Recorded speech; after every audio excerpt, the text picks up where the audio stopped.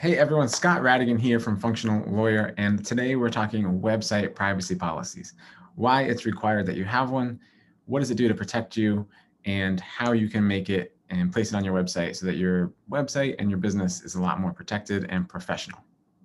So let's jump right in. A website privacy policy, before we get into anything else, is not the same thing as HIPAA's Notice of Privacy Practices. Most of you should be familiar with HIPAA's Notice of Privacy Practices, which allows patients some disclosures of their rights about what you're doing with their protected health information. That's for medical professionals only. Website privacy practices are, privacy policy, is designed for anybody with a website. Medicine, law, knitting, sewing, Etsy, whatever. So it's really similarly named, and they have kind of similar intents, but they're distinct. So when we're talking about website privacy policies, it's basically a required disclosure that you put on your website to allow website visitors to learn more information about what information you're collecting from them, who you are, how to contact you, and if they have any say in deleting their contact information or deleting any kind of identifying information that you collect, and then how you're going to protect their information as well. So the long and short answer as to why you need it, that's what's in it. The long and short answer as to why you need it is, one, you'll look more professional, you'll feel more professional if your website has this along with terms and conditions, and for medical professionals, definitely a disclaimer. But the more important answer is it's good business practice, and then the final answer is it's required. So there are several laws that are going around, and there are more coming, that are increasing consumer rights in their information and their data and their privacy. So two of those that we know about right now are CalAPA, the California Privacy Act, that applies to people who have websites that citizens of California visit those websites. So it doesn't matter if you're not located in California or not. If anybody sitting in California is accessing your website, you're required to have a privacy policy.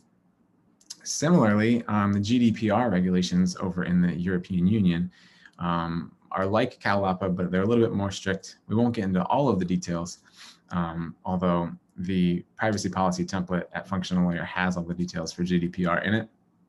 But for your purposes today, just know that it's required to have a privacy policy. And the final reason that you are required to have it is that if you're going to do any kind of paid advertising, sending people to your website from Facebook, Google, which includes YouTube, which includes Instagram, and then Twitter is also requiring this now too.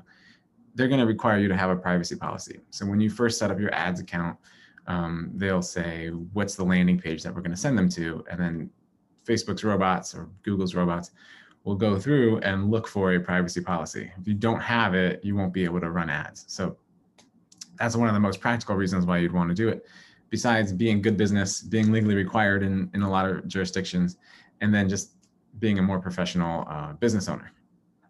So that's why you need it. How does it protect you, and what should be in it? So the first part is you're going to have to provide some information and identification and contact information for you as a business, so that when you tell people their rights to monitor and restrict what information you hold from them, that they have someone to contact. Said another way, if they have a complaint that you're misusing their information, or that they no longer want you to have their information, how are they going to get in touch with you and make that complaint or request? And that's the first part. Now, the second part is you have to tell them what you're collecting. And you might be thinking, I don't collect any information from visitors to my website. Well, that could be true, but 99.9% of websites are collecting cookies. You've seen the cookie notifications everywhere. They're collecting that, and it kind of just, even if you're not collecting names, email addresses, anything else, there's no forms on your website, you are still, or your website software is still collecting information about how many visitors are coming to that page, how long they stay on each page, how far down they scroll. Sometimes it includes their IP address, so we know what part of the world they're in. So even if you're not collecting names and email addresses by giving out lead magnets or opt-in forms, you're still collecting something from either Google Analytics or a Facebook pixel or any other kind of pixel that is data in the aggregate. And so you still need the privacy policy in place. So finally, you're going to say that some of the, what information you're collecting. So if you're collecting names and email addresses, great, tell them that. If you're just collecting their anonymized data, the cookie stuff, tell them that. But then you have to tell them why you're collecting the information. So most of the time you're collecting information to tailor offers and services based on their interests, based on their actions, based on their behaviors at your website. So if I went to somebody's website and I wanted to learn more about how to swing a baseball bat, I would be clicking on the blogs or the videos about how to swing a baseball bat. And then they would know, if I gave them my email later, that I'm into baseball, I'm not into soccer, at least for this example, right? So they're not going to send me a bunch of stuff about Real Madrid and Barcelona if they know I'm really there for baseball. So Yankees, Red Sox kind of stuff. But you do have to let them know, people that come to your website, you have to let them know if you're going to share their information, who you're sharing it with. Now, most people who have lead magnets where you give out a freebie, a PDF or something, and then you collect their email address, you're at least sharing that information with that email service provider. I use ConvertKit, but MailChimp, ActiveCampaign, Kajabi, Kartra, anyone else that you're using that's managing your email list, that's a third party. You don't have to list every company that you're sharing their information with, but just classes of companies. So email service providers, advertising accounts at Facebook and Google, that sort of thing.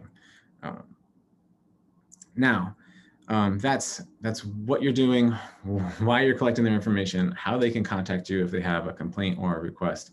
And that's going to satisfy Cal APA, it's going to satisfy GDPR with a few additions in there, and it will satisfy, if you ever run paid ads, allowing you to send paid ads to your website.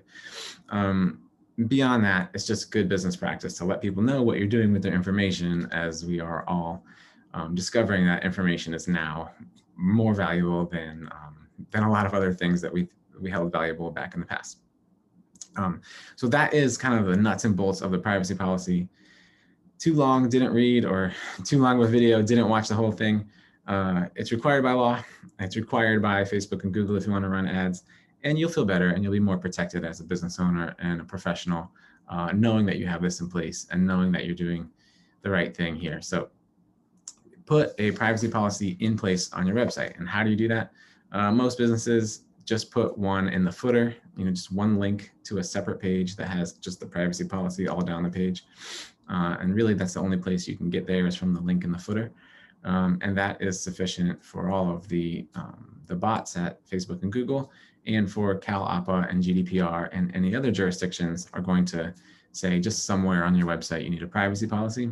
Most people put it in the footer in a link. So that ends this video on privacy policies. If you have questions about this, any other website issues, or anything else to bring your business to a more professional level, click like, click subscribe, and follow us over at functionallawyer.com. And we'll see you in the next video.